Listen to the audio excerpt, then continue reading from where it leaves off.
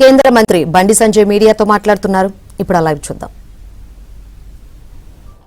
మీకు రావాల్సింది 571 టీఎంసీ తెలంగాణకు, కానీ కేసీఆర్ సంతకం పెట్టిండు. అప్పుడు ఇవాళ సమావేశంలో సంతకం పెట్టిండు. రెండు రాష్ట్రాలు జరిగే ఒప్పందం అని చెప్పి ఇవాళ డాక్యుమెంట్ పెట్టిండు. ఇది తప్ప చెప్పిన పంపిస్తాను ఈ డాక్యుమెంట్.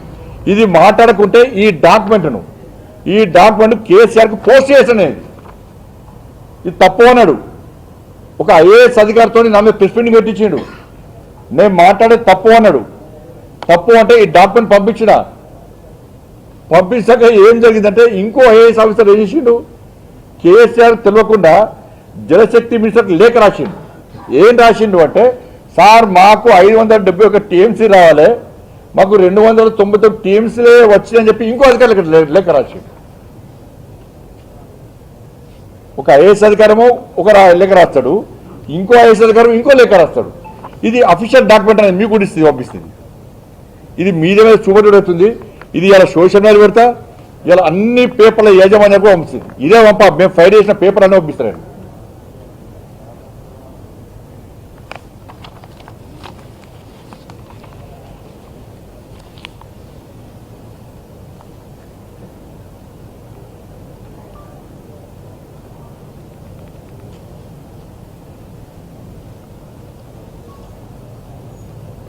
దాంతోపాటు పోతిరెడ్డి సామర్థ్యాన్ని కూడా 4 టీఎంసీల నుంచి 13 టీఎంసీలకు పెంచి మొత్తం నీటిని మొత్తం ఎత్తుకపోతున్నా కూడా ఒక్కరోజు కేసీఆర్ మాట్లాడే, ఒక్కతో మాట్లాడే, ఒక్కరు ఒక స్టేట్మెంట్ ఇవ్వలే.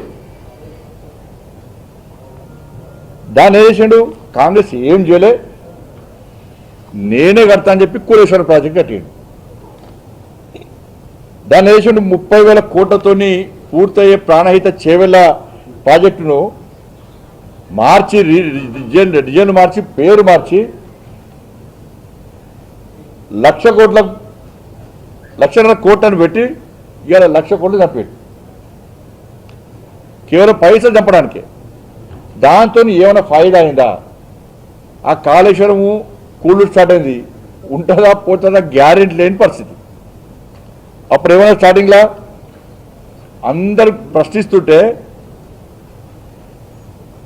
అప్పుడు ఇవే కుంభ వచ్చే డైలాగ్ కొడుతుంది. అప్పుడప్పుడు తెలంగాణ పసిబిడ్డ కదా, ఇప్పుడే నడకలు చేసింది, అప్పుడప్పుడు తప్పుడు అడుగులు వేస్తాం, సమైక్య పాలకుల పాలనలో జరిగిన పాపాలను కలవడానికే టైం పడుతుంది అని చెప్పించి ఈ సెంటిమెంట్ డైలాగ్ కొట్టిండు ఫస్ట్ ఇయర్లో.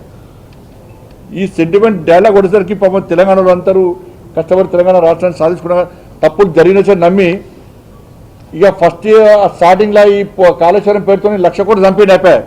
ఇక దాని గురించి వాళ్ళు ప్రశ్నించడం లేరు. ఇక ఏమన్నా ప్రశ్నిస్తే ఒక కాళేశ్వరాన్ని అడ్డుకుంటున్నారు, కాళేశ్వరం అభివృద్ధిని అడ్డుకుంటున్నారు. తెలంగాణ సస్యశాలం కావాలని వద్దు. వీడు ఆంధ్రతో కమిట్ అయ్యిండు,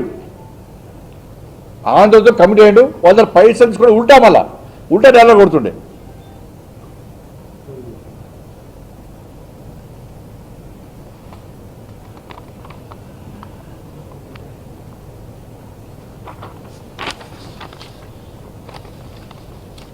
ఇక ఫస్ట్ ఏమో కాళేశ్వరం ఇదే పసిబిడ్డ తప్పటడుగులు, మళ్ళీ 3 టీఎంసీల సామర్థ్యాన్ని పెంచుతున్నా అని చెప్పి 1,00,000 కోట్లు అంచనాలు వెచ్చి ఆ 1,00,000 కోట్లు అట్లా చంపిండు.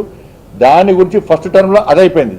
ఇప్పుడు సెకండ్ టర్మ్లో 1,00,000 కోట్లు, సెకండ్ టర్మ్లో మళ్ళా వేస్ట్ కాదు కదా సంపాదన, నేను కుటుంబం సంపాదించుకోవాలి. ఈ సెకండ్ టర్మ్లో వేసిండు వేరే కళ్ళని కృష్ణా మీద పడ్డాయి. కృష్ణా 600 టీఎంసీలకు పైగా చెప్తే ఎంతమంది మాకు 571 టీఎంసీ రావాలనుకుంటే 299 టీఎంసీలకు ఒప్పుకున్నాడు. అనుమతి లేని ఇంతకుముందు చూపెట్టి డాక్యుమెంట్, అనుమతి లేని